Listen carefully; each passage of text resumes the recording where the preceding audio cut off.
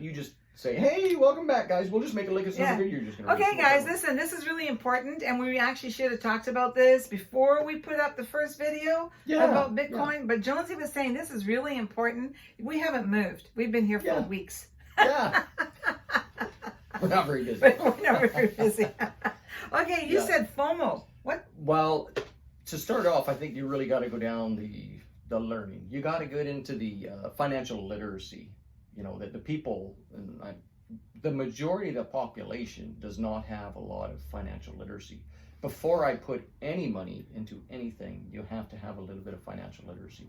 And that's knowing there's risk in everything. You know, you don't, even gold. If you go out and buy a bar of gold bullion, there is risk to that. You buy it today at $2,000 an ounce, you could own it 6 months from now and it could be worth $1,000 an ounce. There's risk to that, right? So you have to understand that. So in order to control emotion, which is probably the worst of emotions to have when it comes to investing, is you have to also realize that there's 3 states to investing, and usually an investment curve is like, you usually have the uptrend, you have the downtrend, and then you have a consolidation phase, which is essentially what we're in now in the cryptocurrency world. Is we're bouncing around 43 to 44 to 45 range, and you're seeing people are buying, people are selling, but it's what we consider a consolidation phase. Right. So people are consolidating. They're getting more and more sats, more Bitcoin through this. The last thing you'd want to do is have what's called FOMO, which is the fear of missing out, which essentially means you buy a 1 Bitcoin and it was at $20,000, and or you're thinking about buying it at $10,000, and you watch it go to $20,000, and you watch it go to $30,000, and you're like, oh my God, I gotta buy it now. And then the very next day it goes back down to $10,000, right? So the reason that happened is because you let your emotions get the better of you. It's very difficult, especially as a beginner, to learn to control those emotions. You have to have firm beliefs in what you're buying, an evaluation of what the worst case scenario and what the base case scenario is. Unless you're going to be, and usually in the situation of Bitcoin, for me personally, I'm a buyer and I'm a hodler, which just means you buy it and you hold it. Buy it and hold it, because you see you see where this is going, right, the potential value. Yeah, in the future, you are not a trader. No. You're holding it. You know, I wish I'd have been better at this years and years ago. I try to follow Warren Buffett's rule now. Is, you know, when he talks about buying, the emotions behind all of this, and like he always says, sell high, buy low. Okay, it's easier said than done, though. Yeah, right. Because you go, oh my gosh. Or it gets really high and you go, oh, I don't want to sell because you know it's going to go higher, and then the next morning you wake up and you find that not only did it go down to where you bought it at, and absolutely tanked. And you're like, son of a gun. It's like, oh my, I should have, I could have, oh my gosh. But at that point, that's the emotion that's taken over. And the emotion there is greed. People always think it's going to go higher until it doesn't.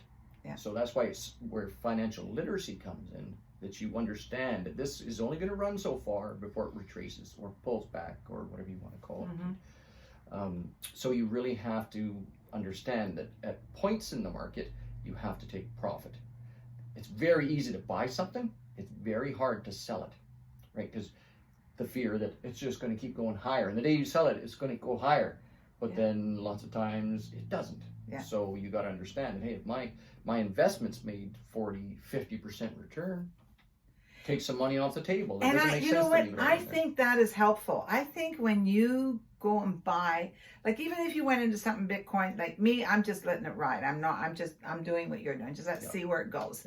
But I know when I've bought stock, and this is, you need to write down on a piece of paper. I'm looking for, imagine getting 10% return on the dollar right now in any investment would be huge, right? So write it down on a piece of paper. If you're in the market and you say, hey, if I can get 10% return on this, I need to sell.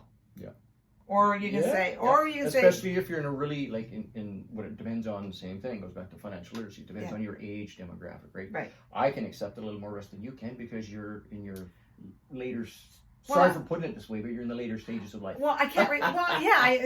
I mean, the really good part. The golden years. Well, yeah. I mean, the golden. They're called. I think they're rusty.